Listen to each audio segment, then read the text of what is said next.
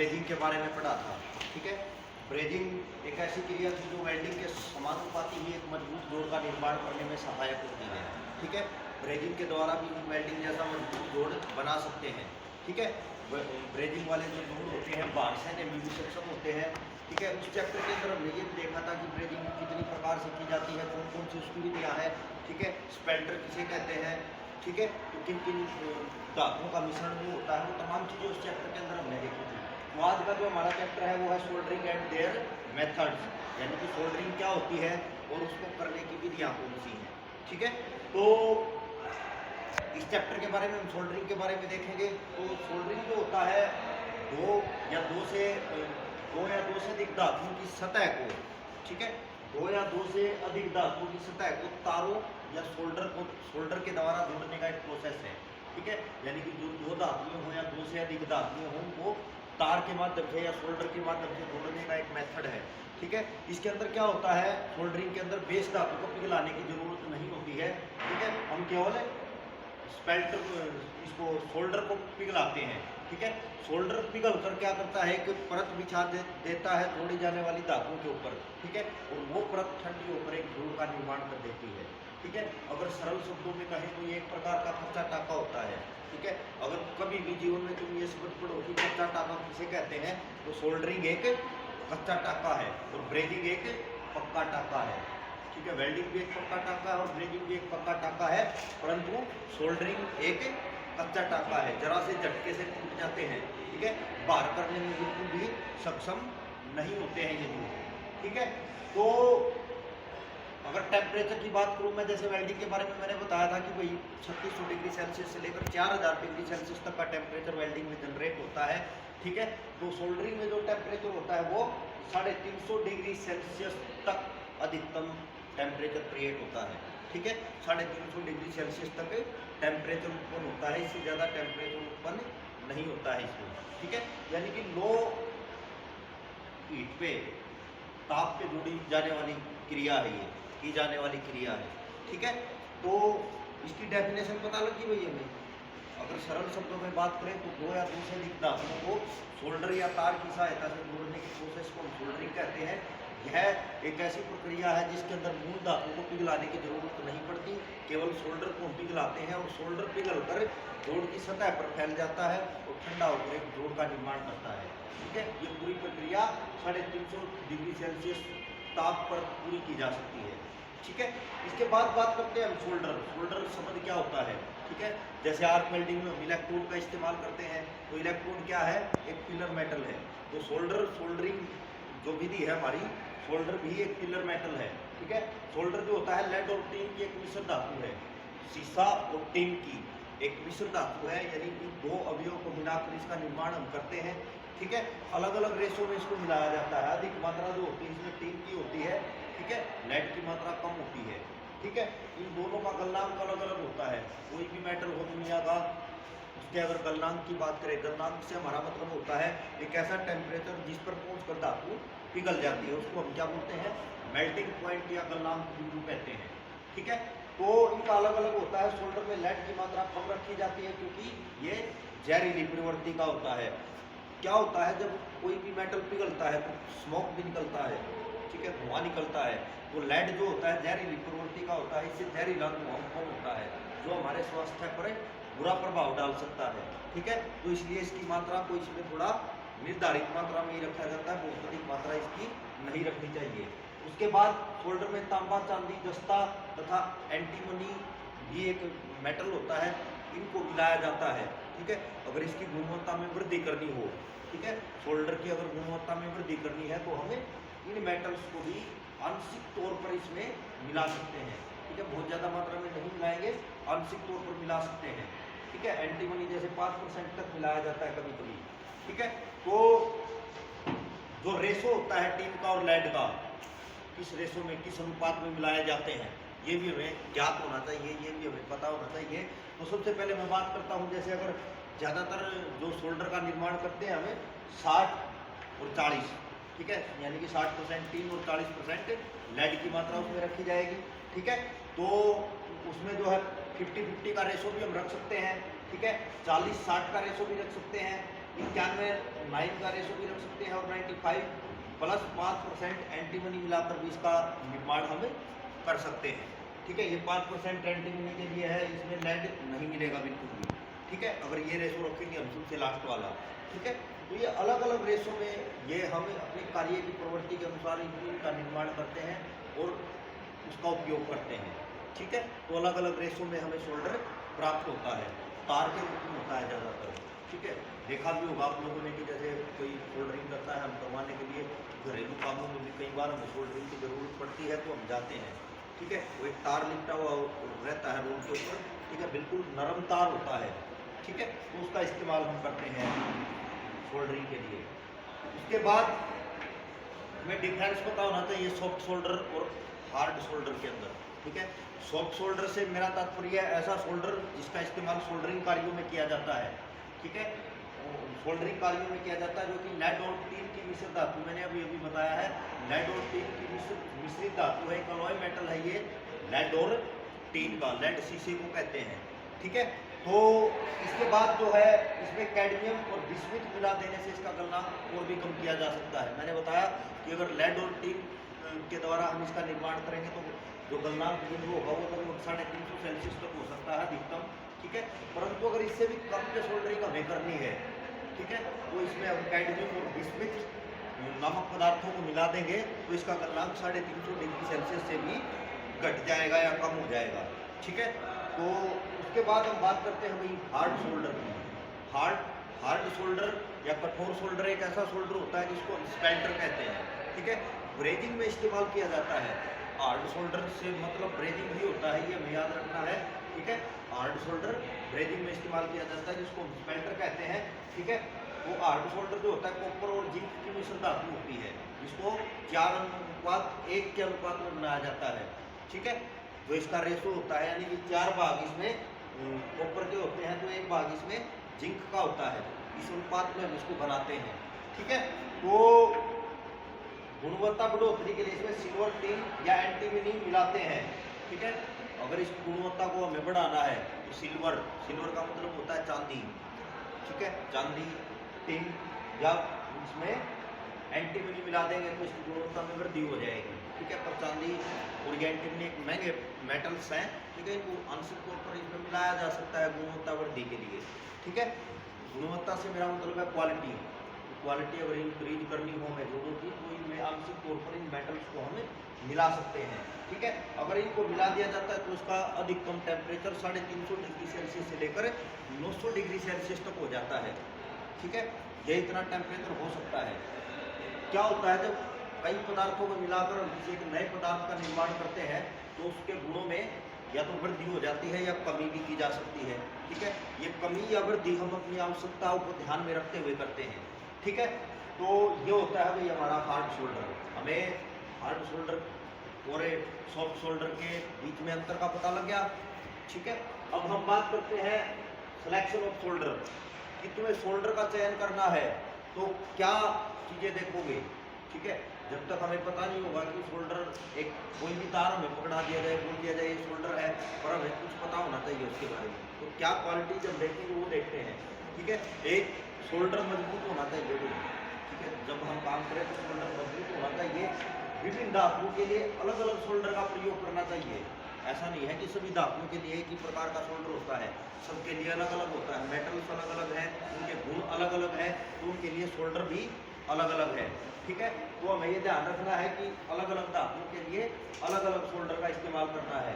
Shoulder का गलनांक base metal से कम होना चाहिए, ये हमेशा याद रखो कि वेल्डिंग हो, ब्रेजिंग हो या सोल्डरिंग हो, कोई भी मेथड हो उसमें बेस मेटल के गलनांक से फिलर मेटल का गलनांक सदैव कम ही होना चाहिए।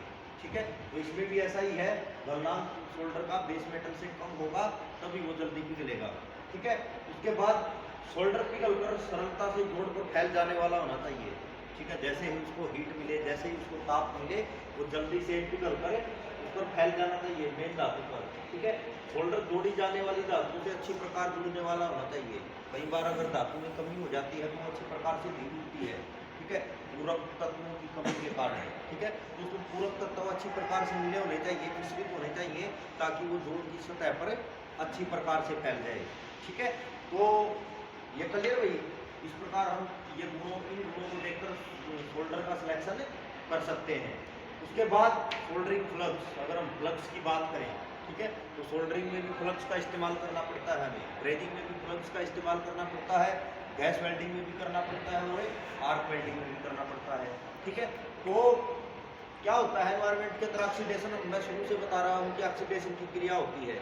कोई भी पदार्थ ऑक्सीजन के साथ क्रिया करके ऑक्साइड बनाता है। तो जब हम वेल्डिंग करते हैं, ठीक है, तो धातु पिघली हुई अवस्था में होती है और उसके ऑक्साइड से प्रभावित हो जाने की आशंका कई गुना बढ़ जाती है। ठीक है, तो उस ऑक्सीडेशन के प्रभाव को रोकने के लिए हम क्या करते हैं, हम सोल्डरिंग फ्लक्स का इस्तेमाल करते हैं। ठीक है, वो इसमें क्या होता है, ये तरल, पेस्ट या पाउडर के रूप में, मैंने बताया था तीनों फॉर्म में मिलता है।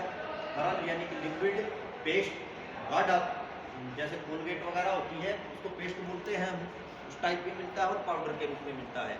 ठीक है, तो इसका इस्तेमाल हम करते हैं। कुछ सामान्य तौर पर प्रयोग किए जाने वाले फ्लक्स ये हैं जो कि हम उसमें इस्तेमाल करते हैं सोल्डरिंग में। Zinc chloride, ammonium chloride, hydrochloride, hydrochloric acid, borax, turpentine oil. ठीक है, ये कुछ हमारे फ्लक्स हैं जिनका इस्तेमाल हम सोल्डरिंग क्रिया में करते हैं। ठीक है, धातु के अनुरूप अलग अलग हो सकते हैं ये। ठीक है, तो ये इन फ्लक्सों का इस्तेमाल हमें करते हैं ज़्यादातर सोल्डरिंग में। उसके बाद हम बात करते हैं मेथड्स ऑफ सोल्डरिंग। सोल्डरिंग की विधियाँ कौन सी हैं।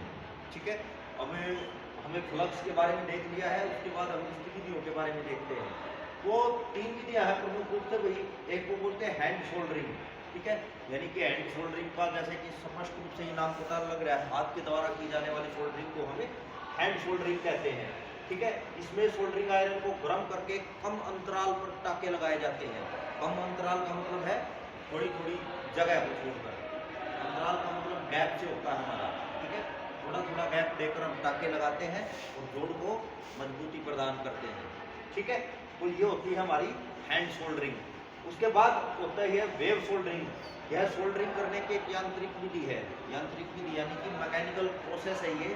ठीक है, तो वेव सोल्डरिंग एक मैकेनिकल प्रोसेस है। इसमें एक से अधिक लीड को पीसीबी अर्थात प्रिंटेड सर्किट, ठीक है, प्रिंटेड सर्किट बोर्ड, ठीक है, प्रिंटेड सर्किट बोर्ड के ऊपर पकड़ लिया जाता है। ठीक है, दिया जाता है, इसे पीले सोल्डर के पास से गुजारा जाता है। इसमें इलेक्ट्रॉनिक युक्तियां कार्य करती हैं। ये जो प्रोसेस है, इस चीज को हम क्या बोलते हैं, एक मैकेनिकल प्रोसेस है ये। ठीक है, इसमें एक लीड को पीसीबी, पीसीबी का पूरा नाम है प्रिंटेड सर्किट बोर्ड। ठीक है, प्रिंटेड सर्किट बोर्ड के ऊपर पकड़ा जाता है। इसमें पिघले सोल्डर के ओर से पिघले हुए सोल्डर के पास से गुजारा जाता है। ठीक है, इसमें इलेक्ट्रॉनिक युक्तियां कार्य करती हैं, यानी कि इलेक्ट्रॉनिक्स के कार्यों में इस विधि का इस्तेमाल ज़्यादातर हम करते हैं। ठीक है, उसके बाद एक होती है भाई रिफ्लो सोल्डरिंग। इस विधि का प्रयोग इलेक्ट्रॉनिक या इलेक्ट्रिक परिपथों में किया जाता है। जो इलेक्ट्रॉनिक से संबंधित काम होता है हमारा, जो इलेक्ट्रॉनिक से संबंधित काम होता है, उनमें इसका इस्तेमाल किया जाता है। ठीक है, वो इसमें सोल्डर पेस्ट के अंदर पाउडर होता है जिसे फ्लक्स बाइंडर के साथ गोल्ड का प्रयोग किया जाता है। इसके अंदर सोल्डर पेस्ट के अंदर ये पाउडर होता है जिसे फ्लक्स बाइंडर के साथ इस्तेमाल करते हैं हम। ठीक है, उसके बाद हम बात करते हैं सेप्टिक प्रिकॉशन इन सोल्डरिंग की, कि जब हम सोल्डरिंग करते हैं, कोई किसी भी विधि का इस्तेमाल करते हैं, तो सामान्य तौर पर हमें सावधानियां क्या रखनी है। ठीक है, जब तक हम सावधानियां नहीं रखेंगे तब तक हम किसी भी काम को किसी प्रकार से नहीं कर सकते हैं। ठीक है, हमें खुद भी सुरक्षित रहना होता है, इसलिए हम किसी भी काम को प्रिकॉशंस के साथ करते हैं, चाहे वो वेल्डिंग हो, चाहे वो ब्रेजिंग हो, चाहे वो गैस वेल्डिंग हो। ठीक है, तो इसमें भी जो प्रमुख रूप से अपनाई जाने वाली सावधानियां हैं वो है सोल्डरिंग आयरन को सदैव स्टैंड पर रखें। जो सोल्डरिंग आयरन होता है गर्म हो जाती है, उसकी टिप हमें पता है, तो कागज़ के ऊपर या तेलीय पदार्थों के ऊपर हमें नहीं रखना है। उसके लिए स्पेशल एक स्टैंड आता है, उसके अंदर उसको डाल दिया जाता है। ठीक है, ताकि किसी प्रकार की दुर्घटना ना हो। उसके बाद सोल्डरिंग आयरन में अर्थिंग होनी चाहिए। अर्थिंग का होना बहुत जरूरी होता है। जो भी विद्युत से संचालित होने वाली चीज़ें होती हैं उनमें अर्थिंग होना जरूरी है, तो इसमें भी अर्थिंग होनी चाहिए। ठीक है, सोल्डरिंग प्लग से विषैला धुआं निकलता है, तो इससे बचे। मैंने बताया लेड प्रयोग होता है सोल्डर में, और लेड जब जलता है, शीशा जब जलता है, तो जो है धुआं उत्पन्न होता है विषैला, वो धुआं हमारी स्वास्थ्य के लिए बुरा होता है, ठीक है। तो उससे बचने के लिए हमें श्वास यंत्र रेसिप्रेटर का इस्तेमाल करना चाहिए, ठीक है। और जो है उससे बच कर रहना चाहिए धुएं से, ठीक है। उसके बाद सोल्डरिंग में लगातार फ्लक्स का प्रयोग करना है हमें। ऐसा नहीं है कि एक ही बार फ्लक्स का इस्तेमाल किया है, ठीक है, तो हमें बार बार जब भी टाके लगाए हमें फ्लक्स का इस्तेमाल भी करते रहना है, ठीक है। इसके बाद कार्यस्थल हवादार होना चाहिए। जहाँ भी हम सोल्डरिंग करें वहाँ जैसे हवा के लिए विंडो वगैरह लगी होनी चाहिए। ऐसा नहीं है कि बिल्कुल बंद रूम में हम सोल्डरिंग कर रहे हैं, ठीक है, और वो जो धुआं निकल रहा है वो सीधा हमारे स्वास्थ्य को प्रभावित कर रहा है। तो अगर हम खुली जगह के ऊपर करेंगे सोल्डरिंग तो उससे क्या होगा, हवा के साथ जो है विषैला धुआं बाहर निकल जाएगा और हमारे स्वास्थ्य पर किसी प्रकार का नुकसान नहीं होगा, ठीक है। इसके बाद कार्यस्थल पर प्राथमिक चिकित्सा की सुविधा होनी चाहिए। कई बार अगर बहुत लंबे समय तक हम सोल्डरिंग करते हैं तो उससे चक्कर आना या कुछ इस प्रकार की क्रिएट हो सकती है, सिर दर्द वगैरह। तो प्राथमिक चिकित्सा बॉक्स, फर्स्ट एड बॉक्स हमारे पास होना चाहिए। उसमें कुछ दवाएं, जरूरी दवाएं भी मौजूद होनी चाहिए ताकि कुछ ऐसी कंडीशन आ जाए किसी के साथ तो हम उनका इस्तेमाल आपात स्थिति में कर सकें, ठीक है। तो इन चीज़ों का ध्यान रखना है, प्रिकॉशंस का ध्यान रखना है हमें सोल्डरिंग में। उसके बाद एडवांटेज ऑफ सोल्डरिंग यानी कि सोल्डरिंग के लाभ क्या होते हैं, ठीक है। तो इससे भी कुछ लाभ हैं, कुछ हानियाँ भी हैं। पहले हम लाभ देखते हैं। तो इससे पतली चादरों और तारों को जोड़ा जा सकता है। जो बहुत बारीक से बारीक तारें होती हैं और चादरें होती हैं उनको बड़ी सरलता से जोड़ा जा सकता है। और ये निम्न ताप पर की जा सकती है। मैंने बताया 350 डिग्री सेल्सियस के ताप पर करते हैं तो बहुत कम ताप पर ये क्रिया की जा सकती है, ठीक है। उसके बाद यह धातु को सस्ती है जोड़ने की विधि। ये एक ऐसी विधि है जो सस्ती पड़ती है धातु को जोड़ने के लिए, ठीक है। इसमें धातु के गुणों में कोई परिवर्तन नहीं होता। जब तक धातु के ऊपर कम ताप गिरेगा तो कम ताप से कोई इफेक्ट नहीं आता है। अगर ताप ज़्यादा गिरता है किसी धातु के ऊपर वो इफेक्ट आता है, ठीक है। तो इसमें टेम्परेचर कम है तो मेन धातु में किसी प्रकार के गुणों में बदलाव नहीं आता है। उसके बाद कम अनुभव वाला व्यक्ति भी इसे कर सकता है। अगर हमें किसी कम अनुभव से मतलब जो बिल्कुल नया भी आया है उसको एक दो बार बता देंगे तो वो सोल्डरिंग को कर सकता है, जबकि वेल्डिंग जैसी विधियों को सीखने में टाइम लग रहा है, ठीक है। तो ये चीज़ें होती हैं इसके एडवांटेज। और उसके बाद हम बात करते हैं डिसएडवांटेजेस ऑफ सोल्डरिंग। सोल्डरिंग की हानियाँ क्या हैं, ठीक है। सोल्डरिंग की कुछ हानियाँ हुई। एक, इससे मोटी और भारी जो वो जो है हमें नहीं जोड़ सकते, ठीक है। जो मोटी प्लेटें होंगी, भारी प्लेटें होंगी, उनको नहीं जोड़ा जा सकता है। कुछ ताप पर इसके जोड़ खुल जाते हैं। अगर इनको ताप दिया जाए जोड़ने के बाद तो ये जोड़ खुल सकते हैं, ठीक है। तो ये भी इसकी एक हानि है। और एक अगली हानि है, जरा से झटके से भी जोड़ टूट जाते हैं। अगर तारों में हमने सोल्डरिंग कर दी है तो झटका लगते ही वो जोड़ टूट सकते हैं, ठीक है। ये जोड़ कंपन सहन नहीं कर सकते, भाई वाइब्रेशन को सहन नहीं कर सकते और टूट सकते हैं, ठीक है। और ये वेट सहन नहीं कर सकते, यानी कि किसी भी प्रकार का भार सोल्डरिंग किए हुए जोड़ सहन नहीं कर सकते जैसे वेल्डिंग वाले कर लेते हैं, ठीक है। वेल्डिंग में और सोल्डरिंग में ये फर्क है कि वेल्डिंग वाले वेट सहन कर सकते हैं, ये वेट सहन नहीं कर पाएंगे किसी भी चीज़ का, ठीक है। तो ये चीज़ होती है भाई हमारी सोल्डरिंग की, ठीक है। तो इस चैप्टर के अंदर हमने सोल्डरिंग की जो है मुख्य रूप से डेफिनेशन देखी है, ठीक है। अब कुछ एक चीज़ और रही है इसमें कि सोल्डरिंग आयरन कौन से होते हैं, ठीक है। कई प्रकार के मिलते हैं, gas soldering iron, plain soldering iron, acid soldering iron, electric soldering iron और सोल्डरिंग टोर, वोल्टेज सोल्डरिंग आयरन, ठीक है। तो ये मुख्य रूप से 6 प्रकार के हमारे मार्केट में अवेलेबल होते हैं। अपनी काम के अनुसार, कार्य प्रवृत्ति के अनुसार इनका चयन हम करते हैं, ठीक है। हमें कौन सी सोल्डरिंग करनी है, ज़्यादातर हम इलेक्ट्रिक सोल्डरिंग का इस्तेमाल करते हैं, ठीक है। और बाकी ये दूसरी भी सोल्डरिंग के लिए इस्तेमाल होने वाली चीज़ें हैं, ठीक है। गैस से चलने वाला भी होता है ये, इसको हम गैस सोल्डरिंग आयरन बोलते हैं। प्लेन सोल्डरिंग आयरन सामान्य कामों में इस्तेमाल होता है, ठीक है। इलेक्ट्रिक हमने देखा ही हुआ है, एजेड सोल्डरिंग आयरन की नोक में अंतर होता है, ठीक है। तो ये अलग अलग काम की प्रवृत्ति के अनुसार हमें मिलते हैं, ठीक है। तो इनका इस्तेमाल हम अपने काम की प्रवृत्ति के अनुसार कर सकते हैं। तो इस चैप्टर के अंदर भैया हमने इसकी डेफिनेशन को देखा कि सोल्डरिंग क्या होती है, ठीक है, कितने तापमान पर की जा सकती है। हमने सोल्डर के बारे में पढ़ा, फिर उसके रेशो के बारे में जाना, ठीक है। फिर हमने सॉफ्ट सोल्डर और हार्ड सोल्डर में अंतर देखा, ठीक है। फिर हमने सिलेक्शन ऑफ सोल्डर की क्रिया भी देखी है इस चैप्टर के अंदर। फिर प्लग्स कौन सा इस्तेमाल करते हैं उसके बारे में हमने जाना, ठीक है। सोल्डरिंग की विधियाँ कौन सी हैं, मेथड्स कौन से हैं, वो चीज़ हमने देखी, ठीक है। सेफ्टी क्या रखनी चाहिए हमें सोल्डरिंग करते समय, ये चीज़ भी हमने जानी, ठीक है। और सोल्डरिंग के लाभ हानियाँ क्या है उस चीज़ को भी हमने पढ़ा है, ठीक है। तो कोई डाउट इसमें भाई?